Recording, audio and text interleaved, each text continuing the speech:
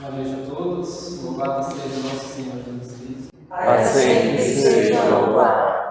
A gente tudo agradecer a disponibilidade, a presença de cada um aqui hoje, dando prosseguimento às palestras do mês da pastoral familiar. Hoje a gente gostaria de receber presente a Camila e o Felipe. Veio trazendo a gente presente muito isso. O tema de hoje é escolha a vida, escolha viver. Para que a gente possa, com a Ave Maria, da simplicidade, com o poder da Ave Maria, consagrar nesse momento, da pequena testemunho da Camila e iniciar essa noite especial de hoje. Ave Maria, Cheia de graça, o Senhor é convosco. Bendita sois vós entre as mulheres. Bendito é o fruto do vosso ventre, Jesus. Santa Maria, Mãe de Deus, rogai por nós, pecadores, agora e na hora de nossa morte. Amém. vocês, Camila e Felipe. Obrigado. Boa tarde, pessoal. Boa noite, cara. Já começou Boa a noite, errar. na verdade, mas queria agradecer o tempo de vocês, logo depois da missa estar aqui, para escutar um pouquinho da gente, e vou contar aqui um pouquinho da minha história. A Cá vai começar aqui fazendo uma introdução, e espero que sirva de alguma coisa o meu testemunho, que consiga motivar vocês ainda mais a ter vontade de viver. Nós escolhemos o tema Escolha Viver porque a gente queria trazer uma abordagem um pouco diferente, né? Nós falamos muito, por exemplo, da vida em relação ao aborto, né? A gente fala muito da vida, a escolha da mãe dizer sim para uma vida, mas muitas vezes nós não falamos sobre a vida que nós já temos, sobre dar valor à vida que nós temos, sobre dar valor à vida do nosso próximo. Então a história do Felipe, ela é uma história que pode agregar na nossa história, sabe? Mostrar as superações dele, as dificuldades que ele passou. É uma história que pode agregar e nós escolhemos trazer um pouco disso para trazer uma tomada de consciência sobre as coisas da nossa própria vida. Aqui é a foto do Felipe, né, pulando de paraquedas, né? Tá ali, por quê? Essa passagem aqui, o Felipe e o irmão dele nasceram de 6 meses e os médicos desenganaram o Felipe e o Fernando. Falaram que eles não iriam sobreviver. Felipe nasceu com paralisia cerebral, o irmão dele não. Então a minha sogra, ela é uma mulher de muita fé, ela não é católica, mas ela sempre foi uma mulher de muita fé. E ela tirou, né, essa passagem quando os meninos foram desenganados pelo médico, que eles iam ter vida em abundância. Então, tudo que o Felipe sempre fez, desde o momento que ele nasceu, foi lutar pela vida, foi lutar por viver. O Felipe, ele vai contar um pouco da história dele, ele não mexia nada daqui para baixo, ele era totalmente atrofiado. Então, para ele chegar daquele nível de ser desenganado, de não conseguir andar, falar, para pular de paraquedas, é porque Deus honrou. Deus realmente deu vida em abundância. Né? Não, às vezes a vida que a gente proporciona, que a gente idealiza, não é aquela vida perfeita, né? Aquele negócio, você tem que ser loiro, alto, para conseguir viver a vida em plenitude. Não, às vezes a gente tem que aprender a olhar para a nossa vida do jeito que ela é, com os dons que Deus preparou, do jeito que Ele fez, e entender se nós estamos seguindo realmente o propósito, seguindo realmente aquilo que Deus fez para nós.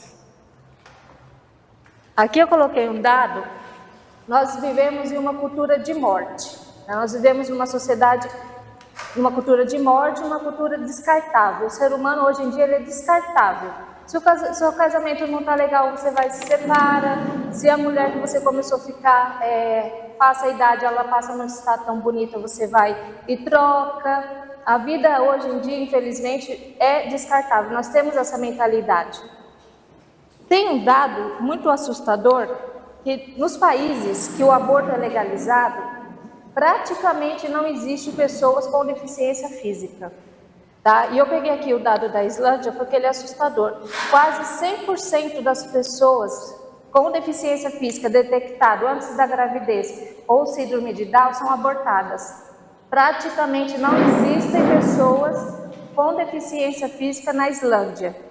Tá? As clínicas de aborto, por exemplo, nos Estados Unidos, 80% das clínicas de aborto estão em bairros periféricos, né, para abortar pessoas pretas, pobres, latinas, pessoas com deficiência física.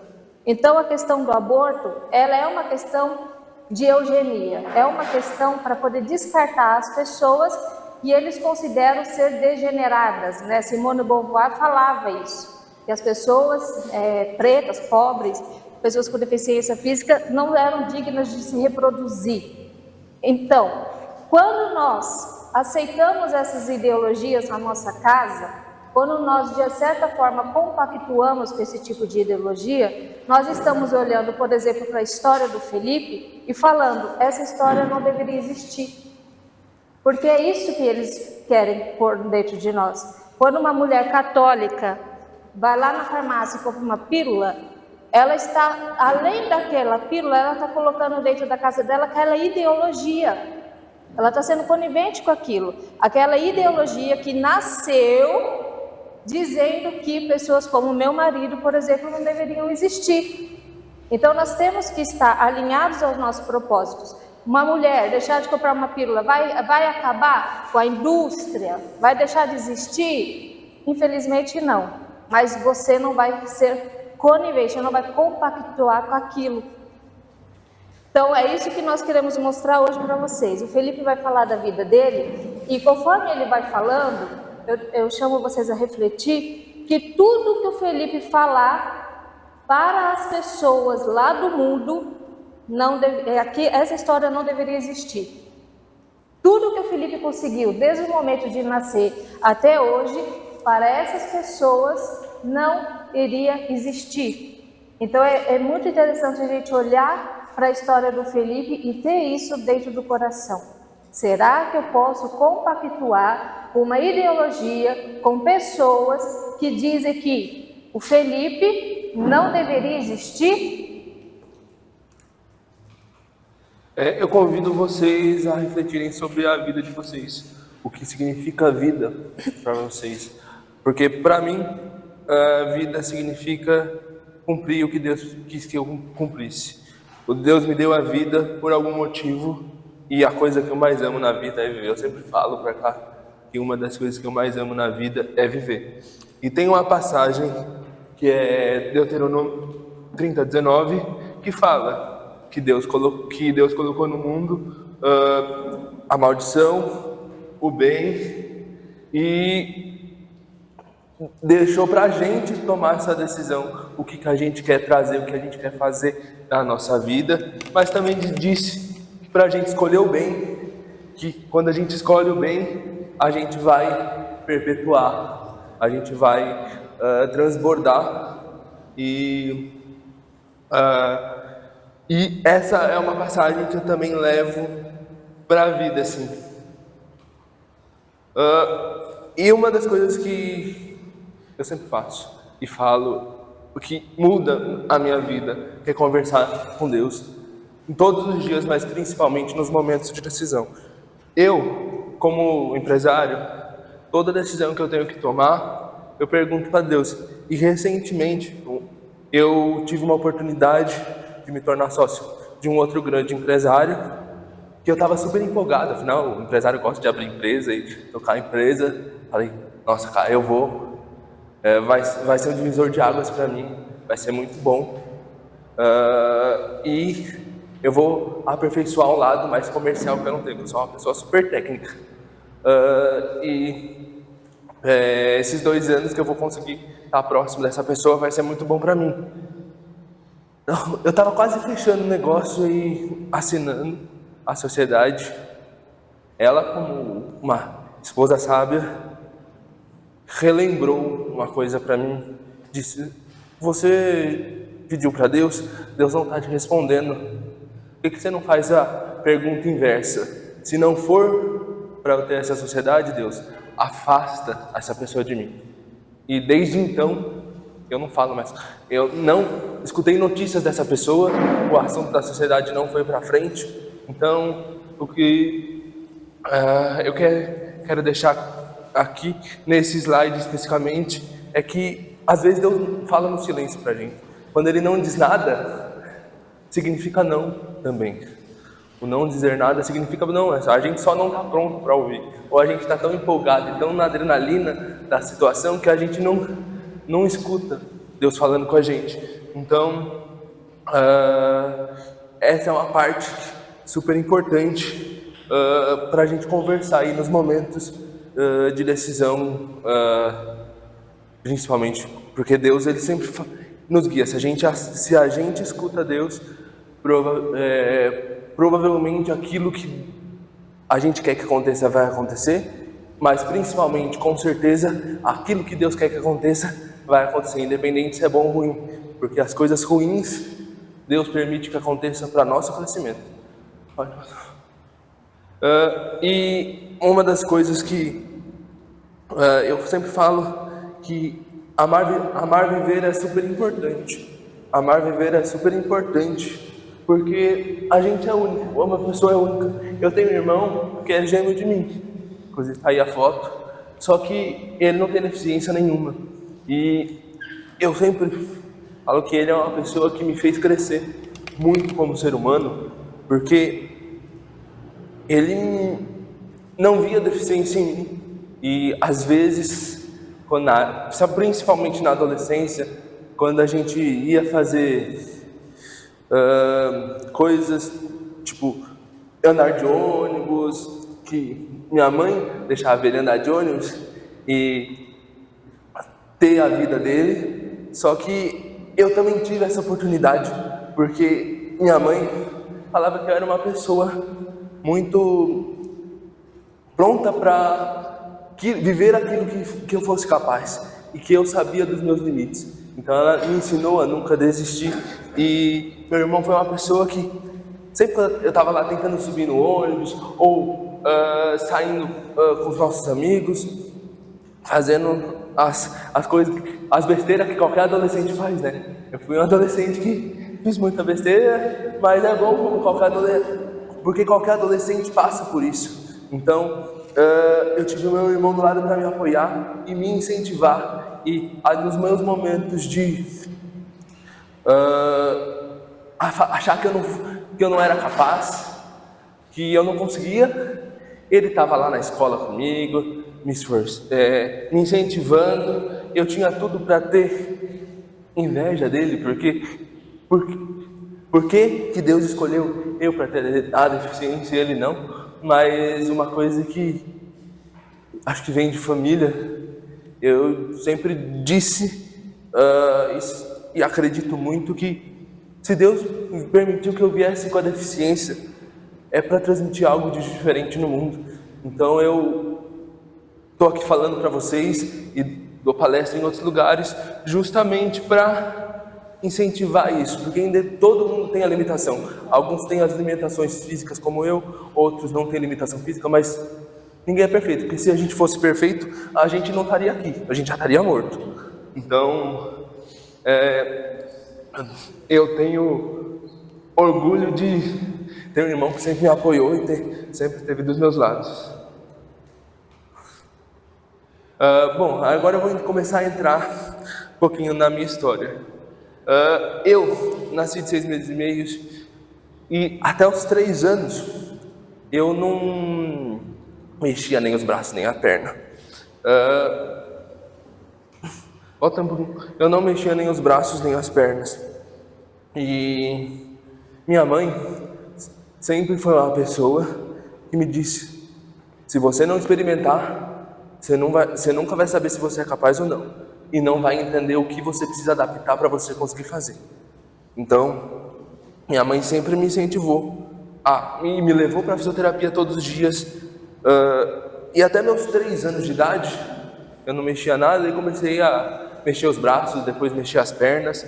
E tá aí essa foto, eu com 6 anos, eu usava andador na época. E vocês sempre iriam me ver com esse sorriso no rosto, porque eu tinha total esforço, todos os dias fazendo fisioterapia, 7 dias por semana lá, para conseguir ter um movimento, mas eu estava alegre. E isso fez com que eu chegasse com os 8 anos, que até os 8 anos eu não conseguia me trocar. Isso fez com que eu chegasse lá com 8 anos, demorasse 4 horas para colocar uma camisa e uma calça. E dessas 4 horas, fazendo isso todo dia, meu pai se trancava no quarto de desespero, eu sofrendo lá, ali, eu xingando minha mãe, porque não tinha todo esse discernimento, então eu xingava ela, falava que ela era carrasca, me deixava sofrer toda essa dor que eu sentia colocando roupa. E hoje eu percebo, se não fosse ela sendo a carrasca, eu não conseguia colocar roupa em 10 minutos. Hoje eu demoro 10 minutos para colocar minha roupa. Eu só não coloco tênis e meia, porque o resto eu faço tudo sozinho. Tomo banho, coloco minha roupa. E todo esse estímulo e esse incentivo da minha mãe fez com que eu me tornasse, em questão de mobilidade, a pessoa que eu sou hoje. Passa um pouco pra frente. Aqui tem um pouquinho da minha história. Vocês podem ver que nas primeiras fotos eu criança, eu tinha muita dificuldade de mexer os membros. E lá com uns 7 para 8 anos, eu já andava de kart. Eu fui piloto de kart profissional. Dos meus 8, se é que a gente pode chamar de profissional, né? Mas federado, dos meus 8 aos meus 12 anos, mais ou menos. E fui a primeira pessoa que adaptou um kart, porque meus pais sempre me incentivaram a tentar fazer algo que se julgasse impossível, mas que eu tinha que ter discernimento para não colocar a minha vida em risco. Se eu entendesse que aquilo era o limite, parasse por ali e não tentar fazer a qualquer custo. E quando a gente começou a andar de kart, meu pai colocou meu irmão para andar de kart, eu cheguei pro meu pai e falei: pai, também quero tentar. Aí ele, com medo, mas ele falou: beleza, você quer tentar? Vamos. 2 finais de semana depois ele me colocou, me levou e falou: vamos, você vai com seu irmão pro kartódromo, você vai gostar do que eu tenho para te apresentar.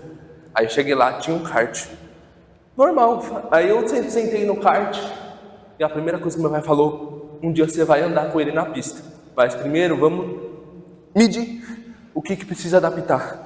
E eu não tenho muito esse movimento de aceleração nos pés, e uma das primeiras adaptações que a gente fez no kart foi colocar um acelerador para eu fazer esse movimento com o pé. E foram 2, 3 finais de semana a gente indo lá fazendo a adaptação. Chegou no dia de testar a adaptação na pista, aí eu comecei, rodei na pista e no meio da volta ela estava lá acelerando, meu pé travou no acelerador e eu não conseguia tirar. E acho que já é o primeiro milagre de Deus, porque a gente às vezes prova, acho que Deus olha para mim, para casa e pensa: nossa, o que eu fiz? Porque a gente de vez em quando é maluco, mas e essa acho que foi a primeira vez que Deus deve ter olhado para mim e falado: nossa, o que eu fiz? Mas porque Meu pai está escutando ele. eu sei. Aí, porque o acelerador travou e eu comecei a fazer a pista toda acelerado, no talo, assim. Chegou na parte mais travada da pista, o kart rodou e eu comecei a andar na contramão, porque eu não conseguia parar o kart. E aí, saiu todos os pais, que era criança, né? Todos os pais desesperados, pedindo para as pessoas pararem. E sei lá, aconteceu, eu rodei e bati nos pneus. Mas falei: pai, não quero mais isso. Aí ele: você não vai desistir na primeira vez, né? Problemas acontecem. Minha mãe, apesar de todo o desespero de mãe, né, que vê o filho sofrendo tudo isso, ela falou: você também não vai desistir. Você pode tentar, mas olha, se você realmente não quiser, a gente não faz. Mas aí, a gente voltou no final de semana seguinte pro kartódromo, e a primeira coisa que eu fiz foi colocar um botão de liga e desliga na mão. Caso isso acontecesse de novo, eu conseguia desligar o motor com uma chave. E mudar um pouquinho a adaptação para não travar o pé. A gente fez isso. Eu fui piloto de kart durante quase 5 anos. Ganhei alguns campeonatos. Depois de 2 anos que eu estava no campeonato, a Federação Internacional criou uma categoria para pessoas com deficiência. E hoje, ela existe até hoje, mas na época que eu comecei, não existia essa categoria e mesmo existindo depois eu não corri nela. Depois a gente sofreu alguns acidentes e minha mãe implorou por desespero que a gente parasse de correr. E a gente parou. Mas é importante frisar aí que durante esse tempo, a minha alfabetização no colégio, eu tinha uma certa dificuldade de escrever, porque a parte motora minha sempre tive um pouco de dificuldade, mas não deixei isso me limitar. Então, fui alfabetizado, sempre fui um dos melhores alunos de sala, e quando cheguei na época da 5ª e 6ª série, que os professores começam a escrever igual doido na lousa e você não consegue acompanhar, eu não consegui acompanhar. E aí eu estimulei meu cérebro a prestar atenção. E hoje eu sou uma pessoa que, só de prestar atenção e não anotar nada, eu gravo. Tanto que eu não tive caderno na época da faculdade. E desde a 7ª série eu não tenho caderno. Vou aproveitar a deixa, viu? Quando às vezes parece na missa que o Felipe está dormindo na hora do... Fica assim, ó. Mas ele está prestando atenção, tá? É o jeito dele prestar atenção, gente. Ele não está dormindo. E foi nesse período também, lá para 7, 8 anos, que eu conheci a Cá. Meu tio casou com a tia dela. Aqui então é eu tô na primeira. Aqui sou eu, ó. Eu tô na primeira e a Cá tá lá no final. Meu tio casou... Não, minha tia casou com o tio dele. E a gente foi dama de honra no casamento deles. E quando estava lá para os meus 12 para 13 anos, eu já tinha ganhado alguns campeonatos de kart. Chegou o momento de querer algo mais. E meu pai chegou para mim e falou: filho, eu não tenho dinheiro para te bancar kart fora do país. Você quer tentar arranjar patrocínio? Eu fui tentar arranjar patrocínio e tal. Eu vi o quão difícil é arranjar patrocínio e seguir essa carreira no esporte, porque é um esporte super caro. E decidi transformar meu hobby em profissão. Porque com 12 anos eu já estava no computador fazendo software, fazendo site, consertando computador. E transformei meu hobby em profissão. Desde os meus 14 anos eu trabalho com tecnologia. Na segunda foto aí é eu palestrando no maior evento do Brasil, como um dos palestrantes principais, sobre tecnologia e programação. Eu gosto bastante de falar, não parece porque a cara não me deixa falar, mas eu gosto bastante de falar. Mas eu gosto bastante de falar. Gente! O lado banduna dela é a Flora e ela não deixa eu falar. E quando eu fui me formar, eu me formei como um dos melhores alunos na faculdade também. Porque tudo que eu me disponho a fazer é fazer o melhor. Então, eu já trabalhava na área, né? Acho que minha faculdade foi um desafio e também é um marco, porque foi meu primeiro episódio que eu sofri preconceito na área da educação. Eu já tinha sofrido preconceitos na adolescência, mas aí são preconceitos de adolescentes que é natural. Às vezes os adolescentes não têm essa maturidade. Principalmente, acho que tem um episódio super importante que me marcou muito, tanto que a Caté fica feliz quando eu falo isso. Ah, que mentira! Porque ela fica brava, mas ela não teve feliz. Porque depois dessa, eu confesso que eu não fico com nenhuma menina mais na adolescência. Porque uma menina estava num churrasco de colégio, aí tinha um grupinho de três meninos, eu, meu irmão e mais um amigo, e um grupinho de 3 meninas. Aí cada um chegou em uma. A menina que eu conversava, conhecia ela chegou e falou assim pra mim: cara, você é lindo, você é bonito, mas se enxerga, você usa muleta, você acha que eu vou ficar com você?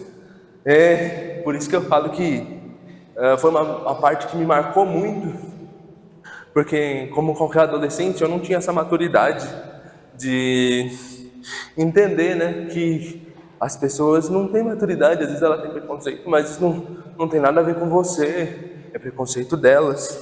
E depois disso eu tive uma certa dificuldade na minha adolescência em me enturmar, em me enxergar como pessoa, apesar de nunca ter desistido de viver. Eu sempre gostei de viver, mas foi nessa época que eu me tornei o mais CDF da turma.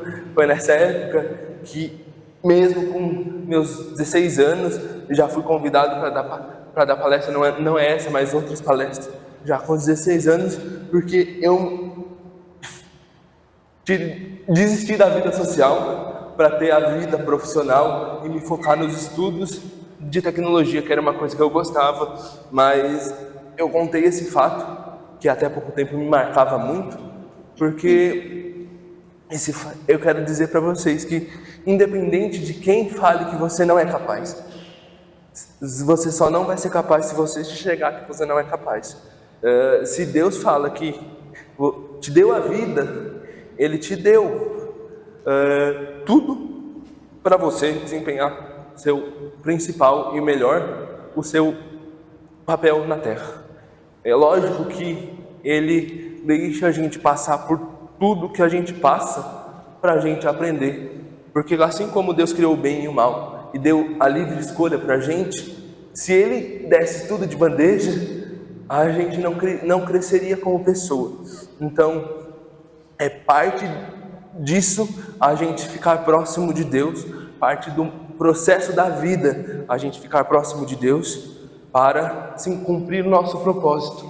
E isso deixou bem claro para mim que vão ter pessoas que não querem seu bem, vão ter pessoas que querem bloquear o seu sucesso ou ficam tristes com o seu sucesso, mas se é um propósito de Deus, vai acontecer, por bem ou por mal. Aqui é essa fase nossa no casamento. Acho que é um ponto que foi um divisor de águas.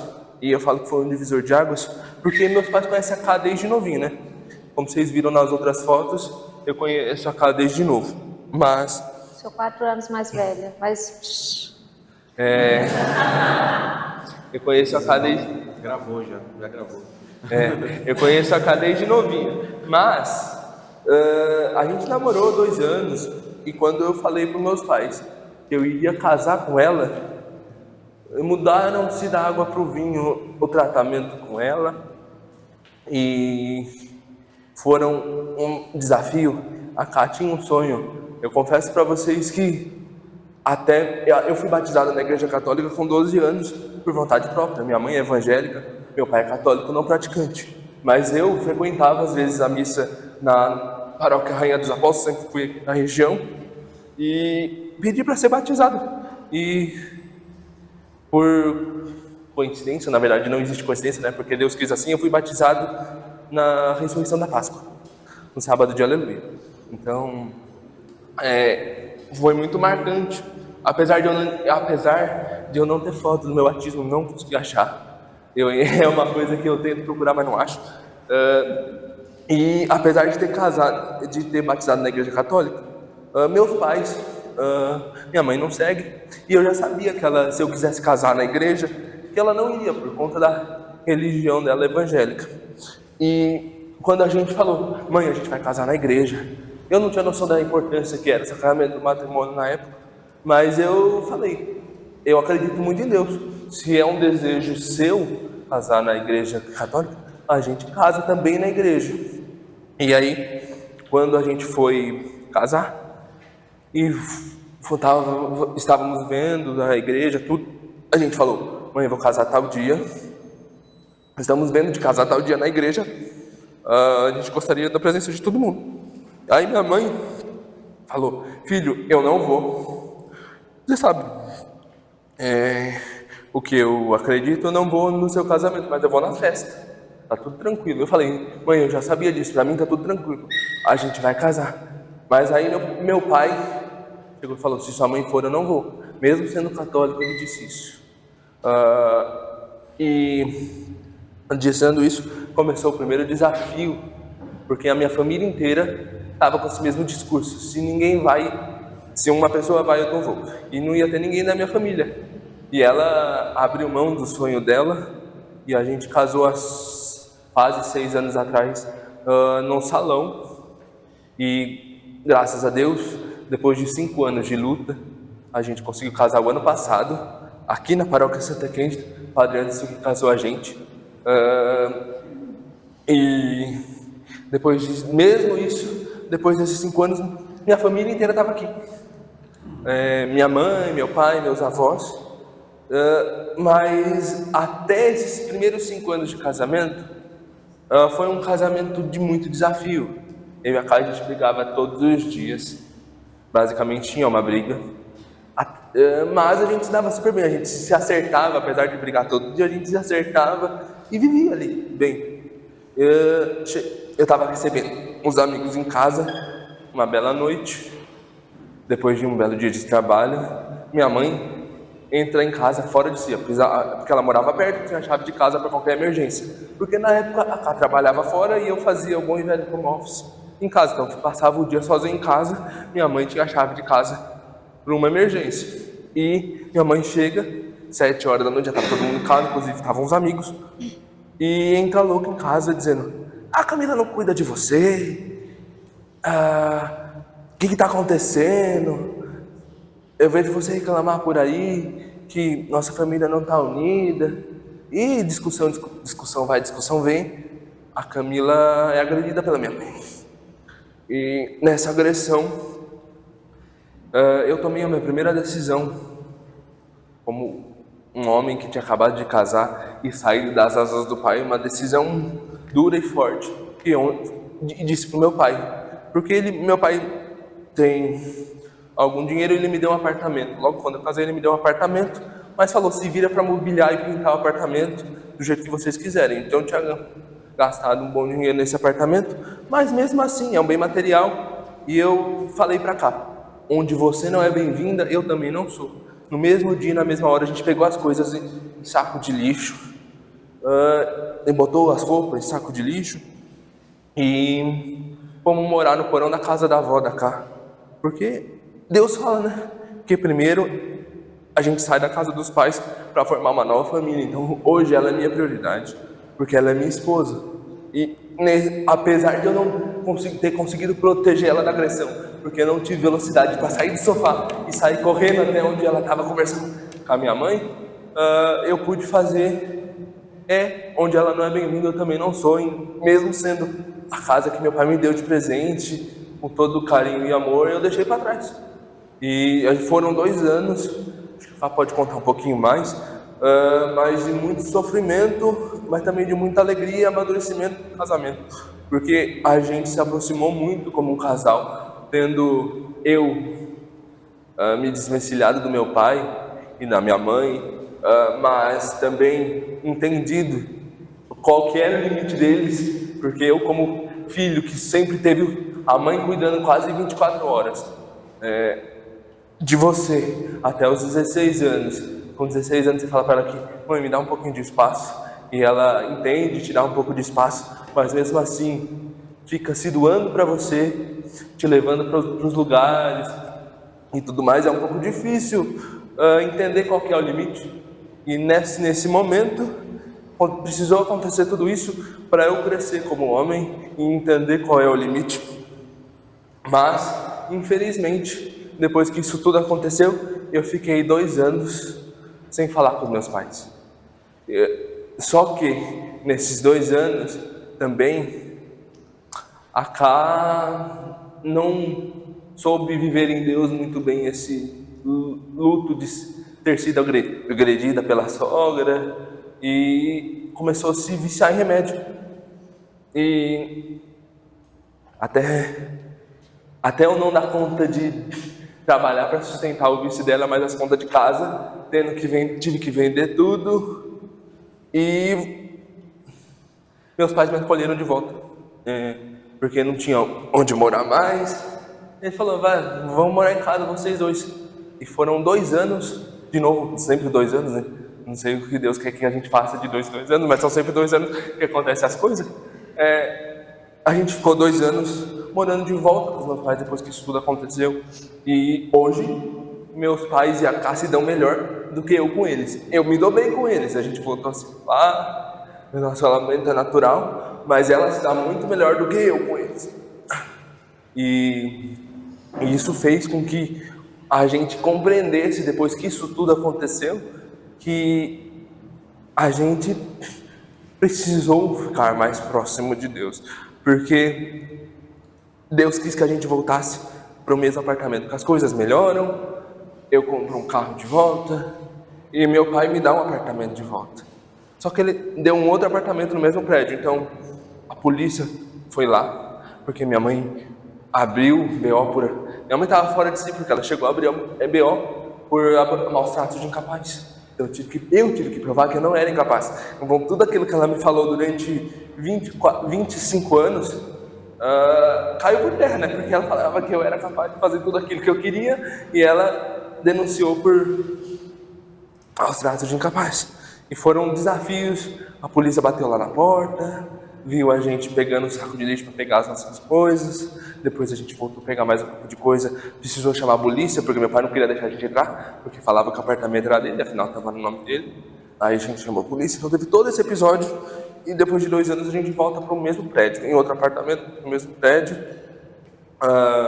mesmo esquema, meu pai deu apartamento, a gente reformou do jeito que a gente quis, e hoje, na verdade há quase 1 ano atrás, eu acho que o nosso casamento foi a fechada de um ciclo, porque a família se reaproximou de novo, a gente casou aqui na igreja, a família se reaproximou de novo, hoje a gente se dá super bem, a gente voltou, a Cá tá curada do vício, Deus curou ela, vai ter sido do Padre Léo, mas eu acredito que tudo isso, Deus quis que a gente crescesse como casal, crescesse como pessoa, e para mim, principalmente, crescer como homem fora das asas dos pais, porque esses 2 anos de isolamento eu me tornei outra pessoa, apesar de Deus falar na Bíblia que precisa honrar pai e mãe.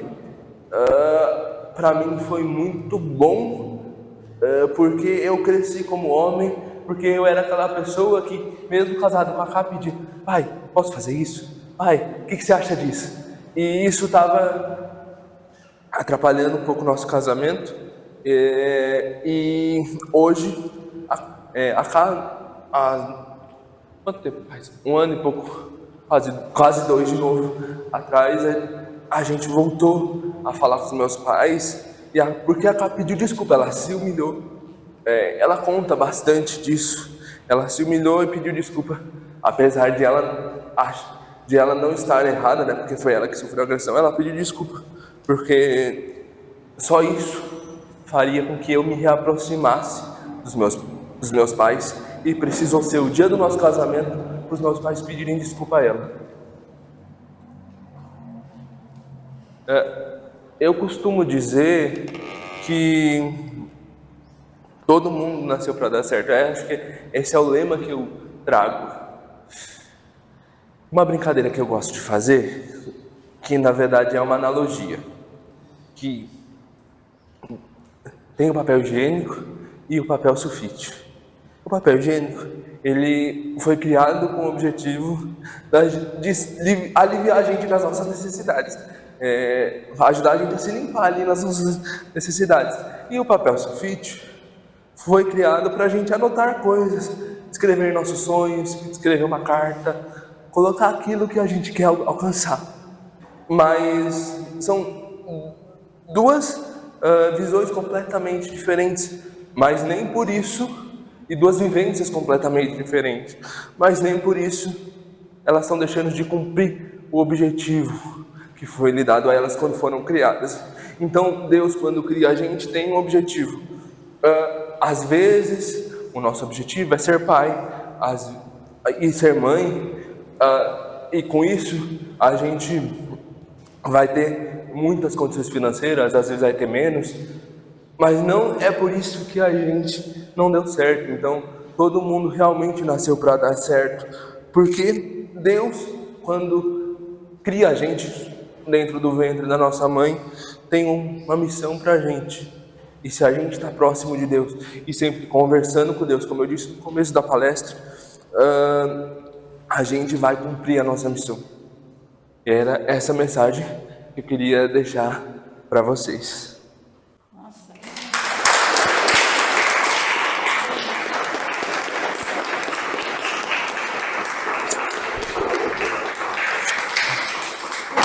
Parabéns. Vocês viram a história do Felipe? Parabéns. Nada disso iria existir se a gente fosse, se nós fôssemos pessoas sem valores. Tudo isso que ele viveu, nada disso iria existir. Né? E eu sempre falo assim, o Felipe é uma inspiração para mim. Eu sou doidinha, mas muitas vezes na minha vida, com muito menos dificuldade do que ele, eu me limitei. Né? E aí eu olho para ele, a vida dele de luta todos os dias, desde a hora que ele acorda até a hora que ele vai dormir, é luta, é luta, é luta.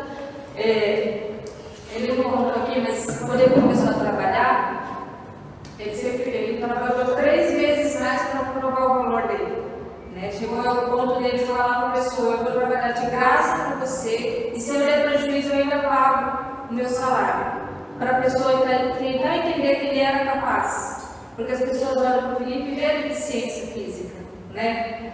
Então ele passou tudo isso, ele poderia ter parado, ele poderia ter se aposentado por invalidez, ter se feito de coitado, mas não, ele optou por lutar, por mostrar o valor dele. Hoje na área dele, na área de TI, ele é reconhecido pela capacidade dele, não pela limitação dele, mas ele lutou muito para conseguir tudo isso. E muitas vezes nós não lutamos. Então, por isso que eu queria trazer a história dele e eu não vou falar mais nada.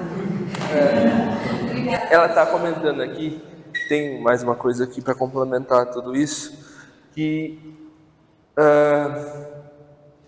a Cá sempre esteve comigo desde o começo, quando eu era criança. Um dos anos, que eu já nem lembro mais o ano exato, ela foi passar final de ano na casa de praia dos meus pais, junto com a família dela. E, coincidentemente, ela presenciou a primeira vez que eu consegui colocar acordada e levantar da cama sozinho, ir pro banheiro sozinho, escovar meus dentes e colocar uma roupa. E meus pais acordaram a casa inteira, né? Fazendo uma festa. E ela chegou em mim e falou: nossa, seus pais estão comemorando o quê? Eu falei: eles estão felizes porque eu consegui pela primeira vez colocar minha roupa sozinho, acordar, levantar e colocar minha roupa sozinho. E a partir daí ela fala para mim que esse momento marcou muito ela, porque o quanto isso fez ela refletir sobre a vida. E isso durou 6 anos. 6 a 7, 6 anos. Não lembro mais a data exata, então não vou lembrar a minha idade exata, mas eu tinha menos de 10 anos para conseguir fazer isso. E a persistência, acho que foi a chave de tudo. E hoje ela olha e sempre me fala isso.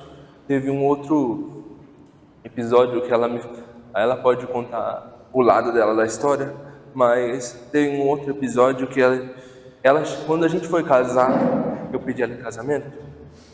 No dia seguinte ela chegou para mim e fez uma pergunta que eu não esperava, que é: se você pudesse pedir para Deus para mudar alguma coisa em você, o que você mudaria? Eu: nada. Ela: nada? Você tem certeza? Eu: nada, porque Deus me fez assim por algum motivo. Se um dia Ele quiser me curar e for da vontade dEle me curar, Ele vai me curar. Se não for, eu tenho que viver da melhor forma. Eu sou feliz pela minha vida, eu amo viver do jeito que eu vivo. Então, acho que são esses dois acontecimentos da minha vida que me guiam até hoje. Toda vez que eu vou pensar em desistir de alguma coisa, eu lembro desses 2 momentos.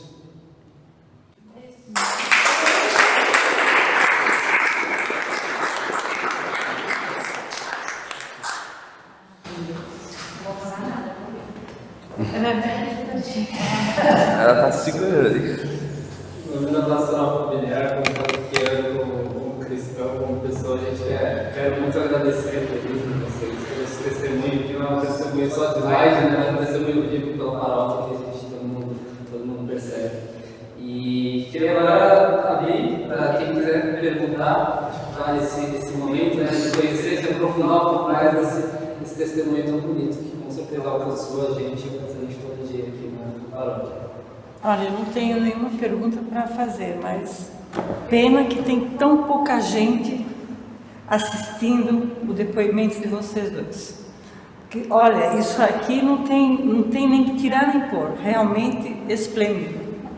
Parabéns. Muito obrigado. Parabéns mesmo. Eu gostaria de colocar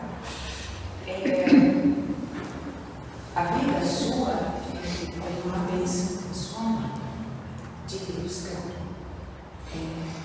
Eu sou filho de formação há 31 anos e eu posso confirmar isso.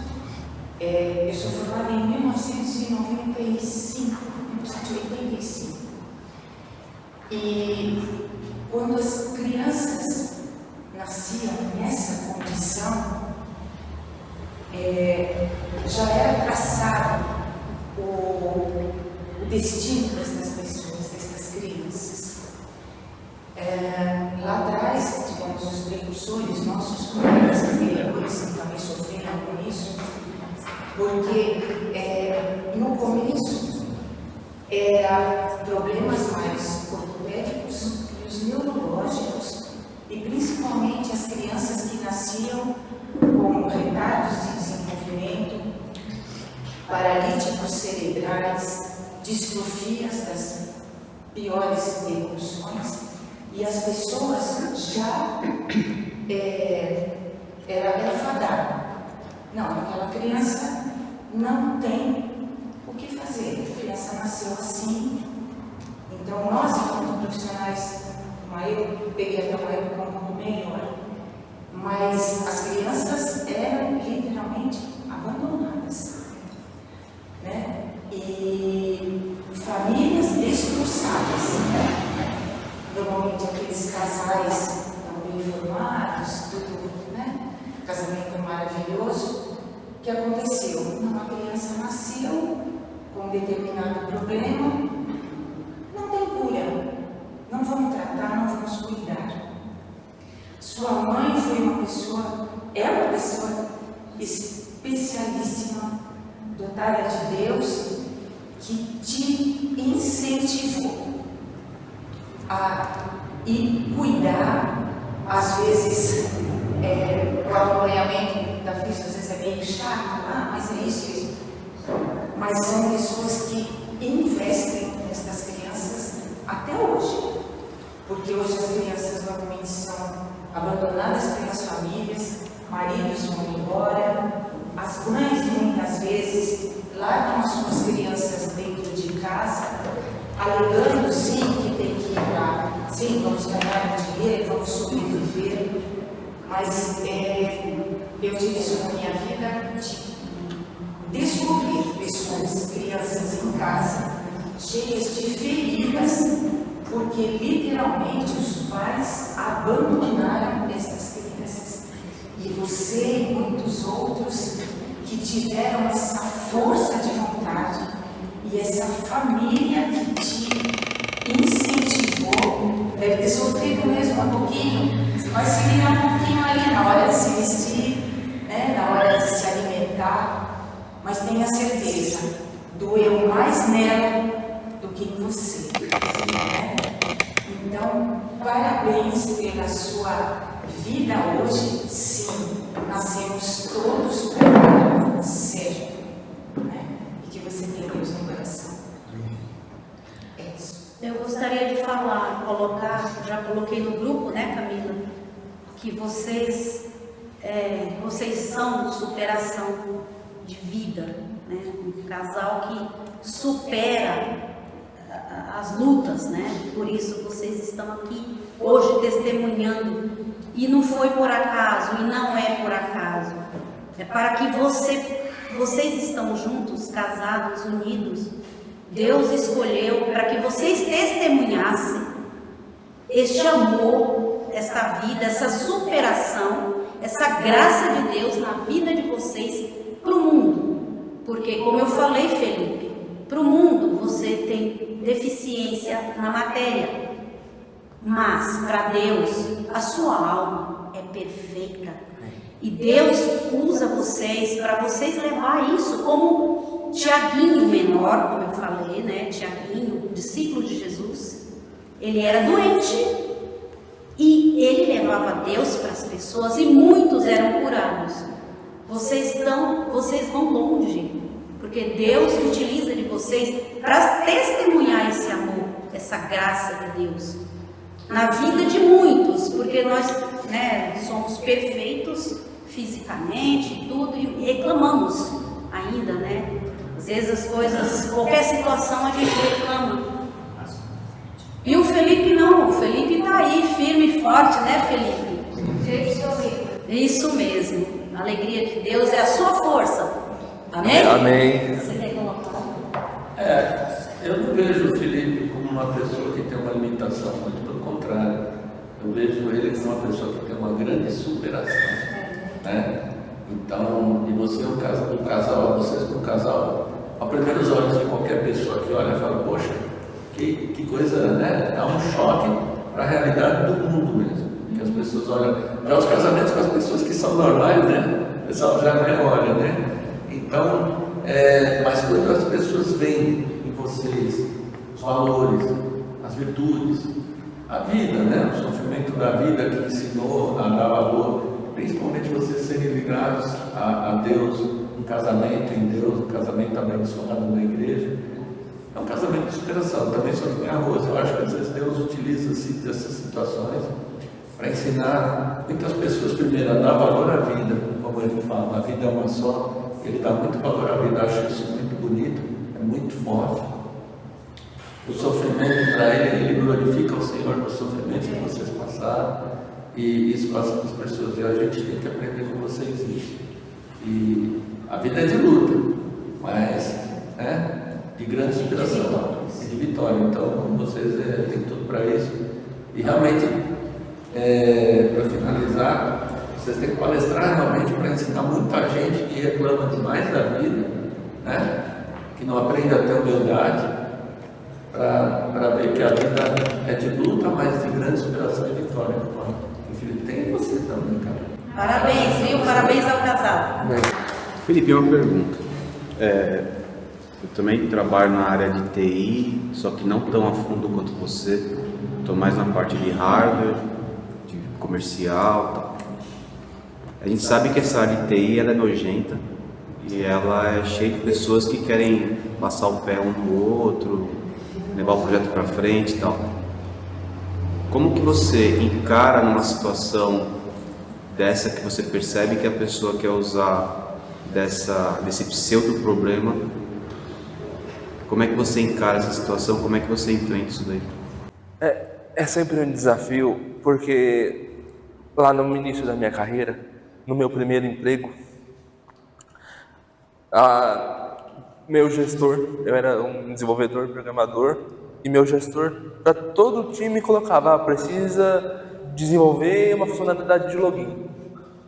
Para mim, ele colocava, precisa desenvolver uma funcionalidade de login, abrir o arquivo tal, alterar a linha 22, por exemplo. E era tratado totalmente diferente. Eu fiquei 2 anos por lá, até que um dia, lá também era uma escola de programação, que é um grupo bem grande hoje, é o Grupo Alura, e lá a gente dava, os programadores que codificavam sistemas internos também davam aula, quando os professores principais não podiam. E tem uma semana que os professores substitutos estavam todos ocupados e um professor bateu o carro, passou mal, no dia que estava vindo dar aula. Só tinha eu. Ao invés de cancelar a turma, ele falou: Felipe, vai lá e passa o que você sabe do conteúdo tal. Não precisa, você não vai ter tempo de estudar o que a gente passa no curso. Mas eu já tinha feito o curso, então eu sabia o que dava-se no curso, porque tive a oportunidade de fazer todos os cursos da escola. E quando chegou eu só dei um dia de aula, mas quando chegou a avaliação no último dia do curso, todo mundo pediu porque eu não tinha continuado para dar aula. E a partir daí, a percepção dele sobre mim mudou. Eu acho que foi um ponto importante. E aí, como eu disse, eu tenho que trabalhar 3 vezes mais para mudar a percepção. Eu não bato de frente. Se a pessoa acha que eu não sou capaz, cabe a mim mostrar que eu sou, porque ela não é obrigada a saber que eu sou. Então eu não fico batendo de frente, mas também não deixo isso me abalar. Acho que esse é um ponto importante, não deixar se abalar e também não bater de frente, porque se você bate de frente, as pessoas te colocam para escanteio. E eu saí de lá porque eu quis e porque eu era sempre estimulado a aprender coisas novas, e eu falei, gostei tanto de uma outra linguagem de programação e fui querer trabalhar com essa outra linguagem de programação. Então eu saí de lá para procurar emprego numa outra área. E essa outra empresa que eu fui trabalhar me incentivava a mostrar o que eu sabia. E aí eu fui dar palestra nos eventos regionais do bairro, nos eventos municipais, nos eventos mensais, e hoje, como a Ká disse, eu não tenho mais essa dificuldade. Eu trabalho hoje além de ter minhas empresas, eu trabalho hoje num grande banco. E nesse grande banco, meu cargo é de consultor, basicamente. Eu hoje não tenho hora para entrar nem para sair. Inclusive, eu queria estar mais a tempo aqui na paróquia do que eu realmente estou, porque essa falta de horário fixo às vezes me atrapalha.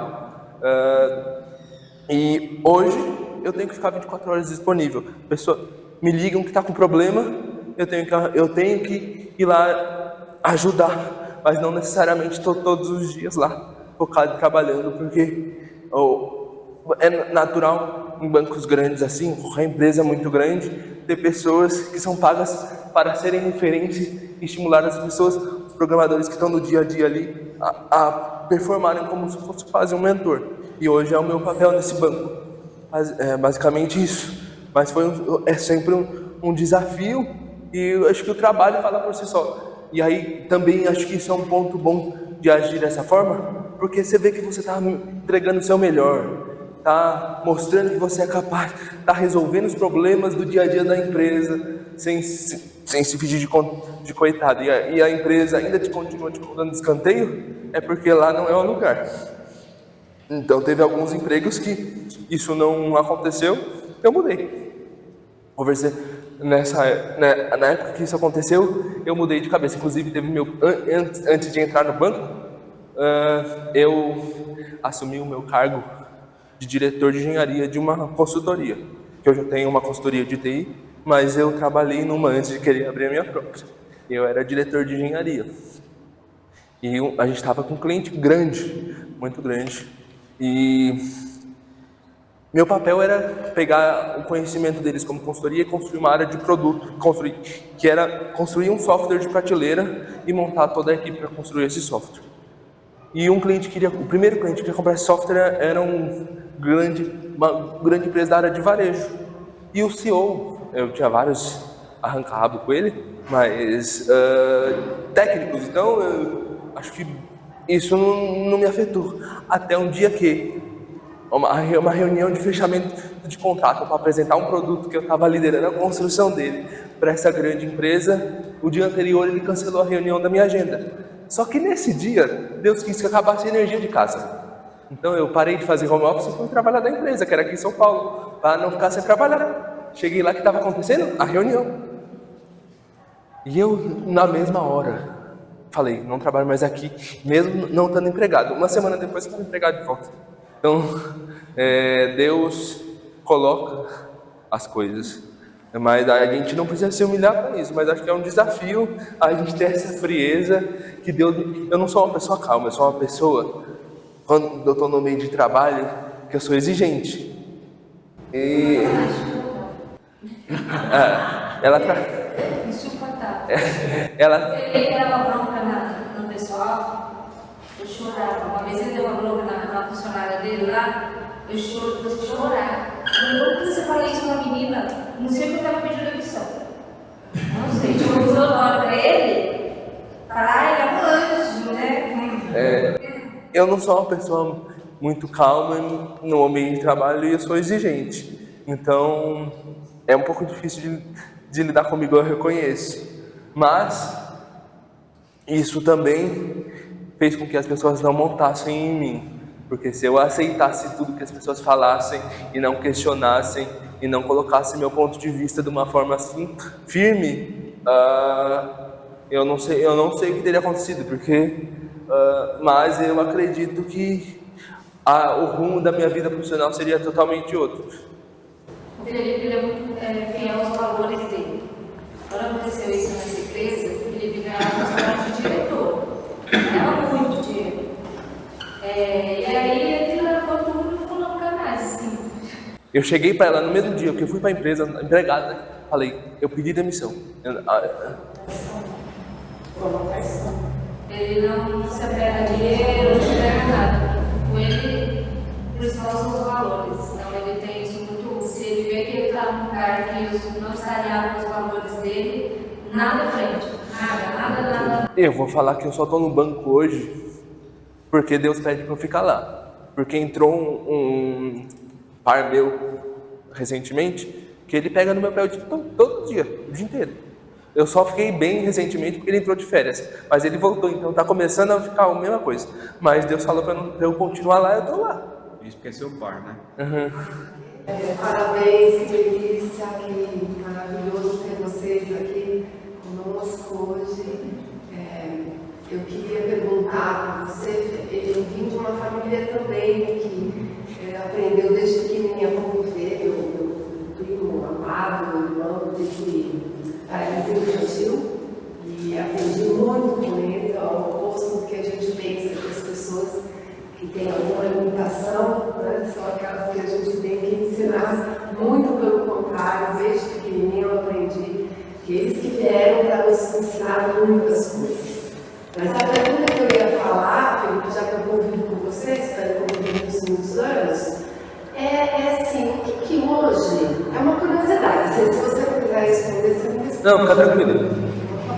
É uma curiosidade, o que hoje, por exemplo, nós podemos fazer que irrita você com relação à deficiência, né? Por exemplo, eu, sempre que eu te vejo, eu falo assim, é uma cadeira, Felipe, né? É uma cadeira, assim, porque a pessoa tem sorte, mas às vezes nós não temos noção de que uma forma da gente tratar no nosso dia a dia, e faz parte da pastoral também familiar, a gente está mais junto, possa ser alguma coisa que possa parecer, né, irritante, atrapalha, que a gente não está tratando igual e tudo mais. Acho que é uma pergunta assim, uma curiosidade minha. Hoje eu aprendi a lidar com tudo isso, não me incomoda, eu repito quantas vezes for necessário, se eu precisar de ajuda, eu peço. Eu nunca tive vergonha de pedir ajuda, porque eu tenho ciência que eu não consigo fazer tudo sozinho, então eu preciso de ajuda. Então eu não tenho vergonha de pedir ajuda, acho que isso não tem problema nenhum. Mas tem sempre algumas coisas, acho que como você inclui a pessoa, eu me sinto muito incluído aqui na paróquia, graças a Deus, me sinto muito incluído, mas tem um episódio que a gente dá risada hoje, né, mas no dia foi um pouco constrangedor para mim. Eu estava nesse evento ali, sentado dando palestra, que está ali no slide, terminou a palestra, a pessoa veio conversar comigo sobre assunto técnico. A Camila estava do meu lado me apoiando, segurando as muletas e tal. E a pessoa vira para cá e pergunta, ele bebe? Porque profissional de TI adora uma cerveja. No mesmo tempo ele come, ele bebe. Profissional de TI adora uma cerveja. Então depois do evento, eu tive a honra de fechar o evento, foi a última palestra do evento, ia ter um open bar que ia ser pago pelos patrocinadores. Então perguntou, ele bebe? A gente tá indo lá pro open bar, ele bebe? Ela pergunta para ele. Então isso realmente me incomoda mais. Eu acho que aqui eu me sinto super incluído por conta disso. As pessoas me perguntam se eu preciso de ajuda, e eu repito quantas vezes for necessário. Isso não me incomoda. Me incomodaria mais se as pessoas falassem com ela, como acontece em restaurantes, como acontece em alguma coisa que a gente sai e perguntam as coisas para ela. A gente vai em restaurantes, por exemplo, perguntam o meu prato para ela, ela fala para perguntar para mim, o cara continua perguntando para ela, deu uma conta no final do restaurante para ela e não para mim, depois ela tem que me dar. Mãe, não é? Chamam ela de mãe várias vezes. Isso mais incomoda do que realmente ficar perguntando. Acho que isso é natural, as pessoas não convivem comigo 24 horas para entender do que eu sou capaz. É natural a pessoa ter dúvida e eu vou responder quantas vezes for necessário.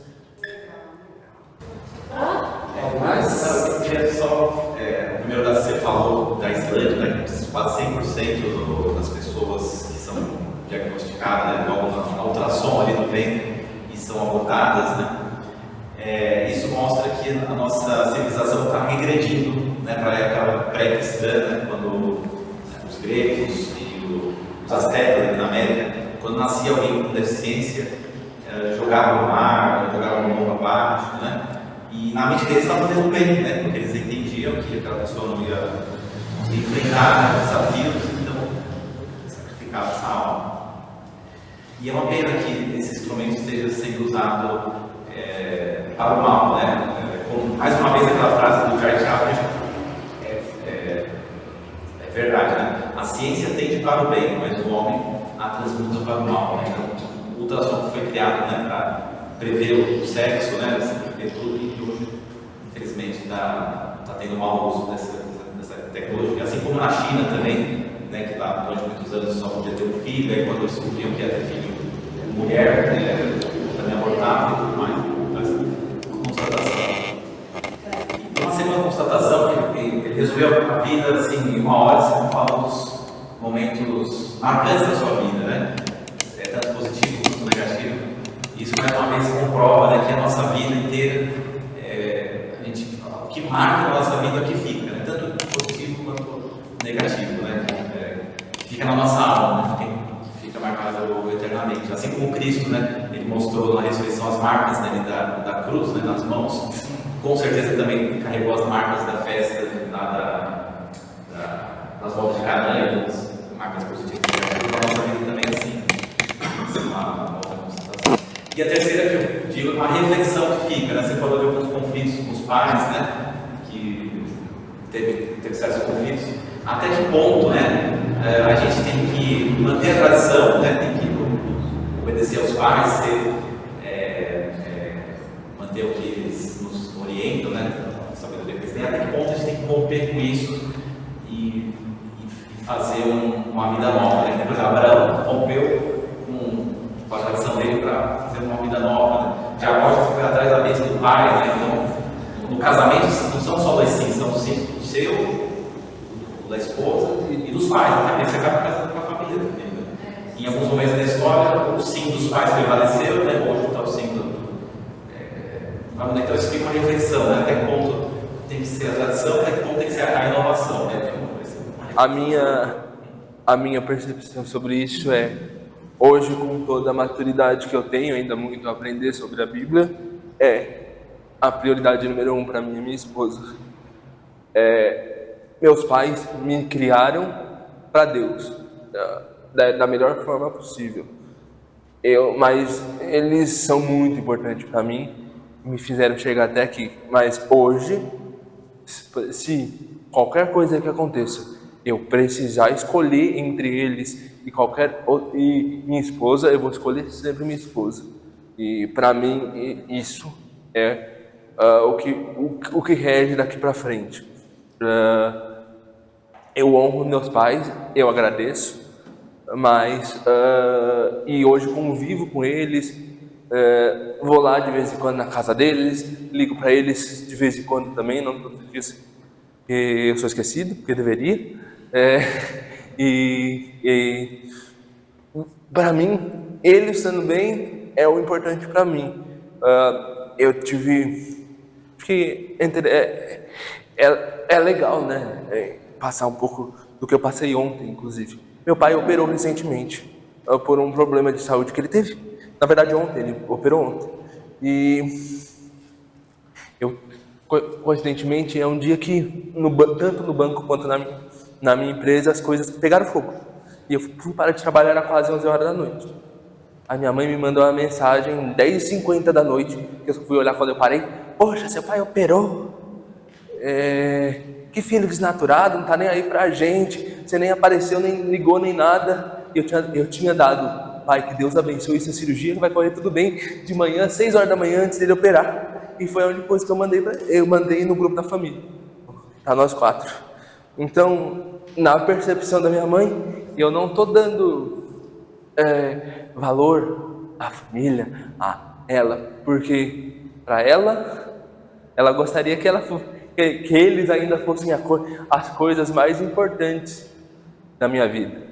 E até 2019 eu vou dizer que eram, porque eu não tinha casado com ela. Mas a partir desse dia que eu casei com ela, ela passou a ser a pessoa mais importante para mim. E até mesmo depois de eu tiver filho, porque ela vai continuar sendo a pessoa mais importante para mim. Eu entendo que filhos são bênçãos de Deus, mas filhos a gente cria para o mundo e para Deus, para eles terem a vida deles. Eles, na nossa velhice, eu já sou chata agora, imagina a velha. Ela que vai ter que me aguentar. Então, ela é a pessoa mais importante para mim, porque meus filhos vão ter as vidas deles e as famílias deles. A gente ainda não tem filho, mas se Deus quiser e for da vontade dele, um dia vem. Eu queria fazer uma pergunta para você. O seu testemunho é de uma vida de passado, que é uma história linda. Hoje sua vida presente, né? E o casal? Todo casal, a gente não sabe o dia de amanhã, né, Camila e Felipe? A gente não sabe o dia de amanhã. Você contou sua história do passado. Hoje a gente está vendo você no presente. Não sabemos o dia de amanhã. Mas e o futuro, Camila e Felipe? Qual é a meta desse casal? Aonde vocês querem chegar? Eu posso se puder partilhar um pouquinho, qual é a sua Eu falo que a minha meta é fazer o Felipe chegar no céu. Segundo o padre, ele já está santo nessa terra por conviver comigo. Então eu estou cumprindo o meu papel. Eu tive uma conclusão, mas eu tive uma conclusão que não é de pouco tempo. Eu me assustei quando eu vi aquela foto de vocês, Deus, você tem caminhado muitos anos. Parabéns, o importante é a perseverança. Eu falo que, assim, eu tenho um sonho, meu maior sonho como marido é ser pai, mas também é meu maior medo.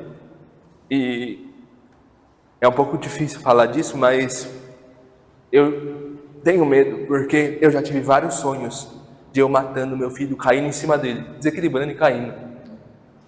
Então, eu tenho medo. Mas sempre falo que se for da vontade de Deus, esse filho vai vir. Então, como marido, eu acredito que eu tenho cumprido um bom papel, e é ajudando ela a ficar na linha com Deus, assim como ela me ajuda, me cobrando de vir na missa mais do que uma vez por semana que eu venho. Mas eu acredito que meu próximo desejo como casal é ter um filho.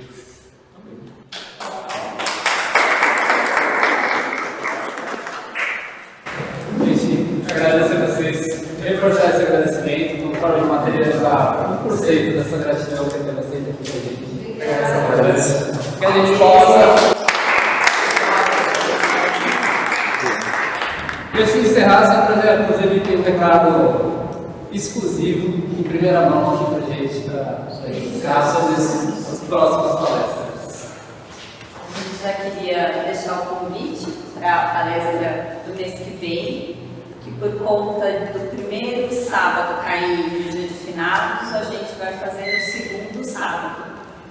E aí a gente já vai ter o nosso querido palestrante, o nosso pároco, Adriano Marçal, que vai estar aqui falando para nós de um tema muito, muito legal. Tá? Fica aí. Qual? Mistério.